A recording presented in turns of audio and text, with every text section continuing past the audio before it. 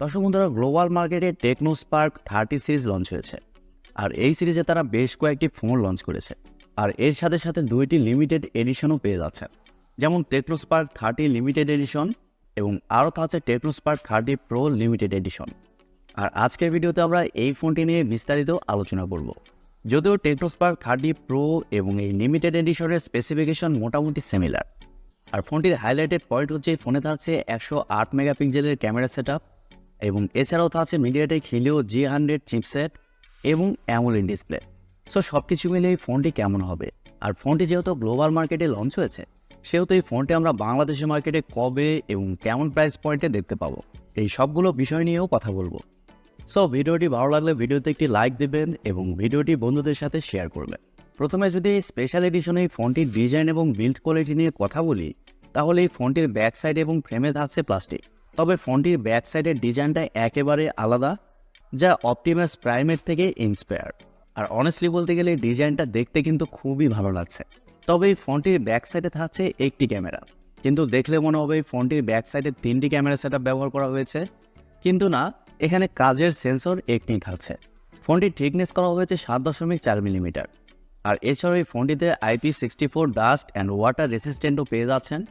পাশাপাশি সব ধরনের পোর্টস অ্যান্ড বাটন এই ফোনটিতে দেখতে পাবেন, যেমন 3.5 millimetre headphone jack, type C slot ইত্যাদি।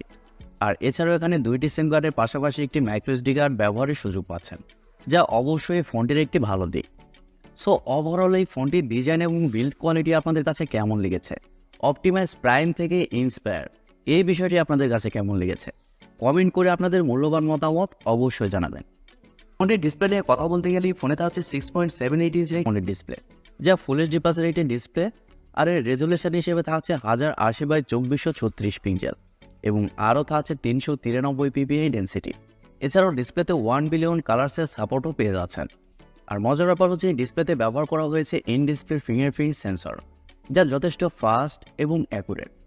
এবং আরও থাকছে 120 হার্টসের রিফ্রেশ রেট এবং 1700 নিটস পিক ব্রাইটনেস, যার কারণে ডে লাইট কন্ডিশনেও ডিসপ্লেটা যথেষ্ট ব্রাইট হবে।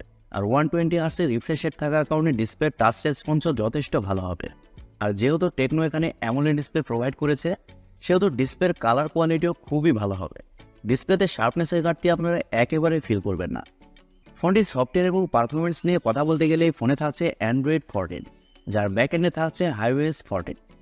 আর আগেই বলেছি এই ফোনটিতে চিপসেট হিসেবে থাকছে মিডিয়াটেক হিলিও G100 চিপসেট, যা 6 ন্যানোমিটার আর্কিটেকচারে তৈরি করা, এবং জিপিইউ হিসেবে থাকছে মালি G57 MC2। দর্শক বন্ধুরা, মিডিয়াটেকের এই চিপসেটটা কিন্তু 5G না, 4.5G বলতে পারেন। এক কথায় বলতে গেলে 4G চিপসেট। তবে এই চিপসেটের পারফরমেন্স কিন্তু খুবই ভালো। এই চিপসেটের আন্তত স্কোর 4,40,000-এর আশেপাশে।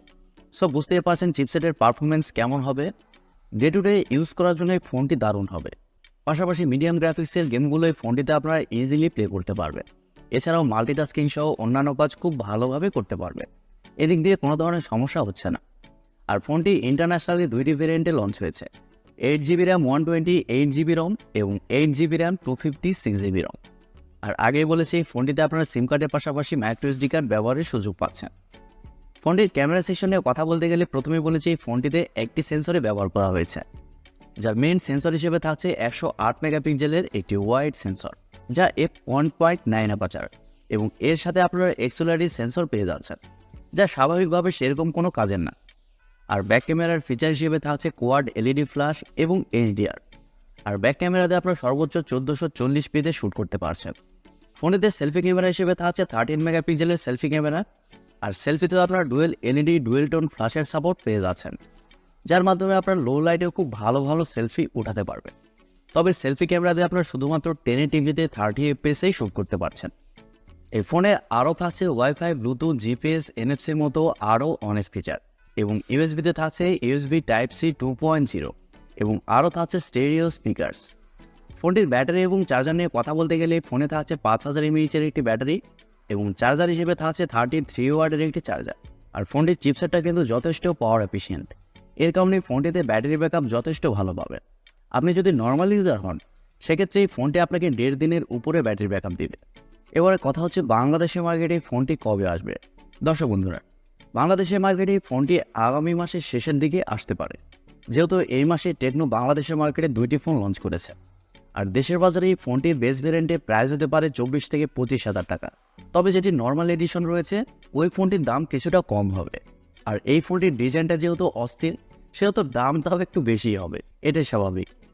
সো দর্শক বন্ধুরা, এই ছিল আজকের ভিডিওটি আপনাদের কাছে কেমন লেগেছে কমেন্ট করে অবশ্যই জানাবেন। আর ভিডিওটি বন্ধুদের সাথে শেয়ার করবেন। সবাই অনেক অনেক ভালো থাকবেন, সুস্থ থাকবেন। খোদা হাফেজ।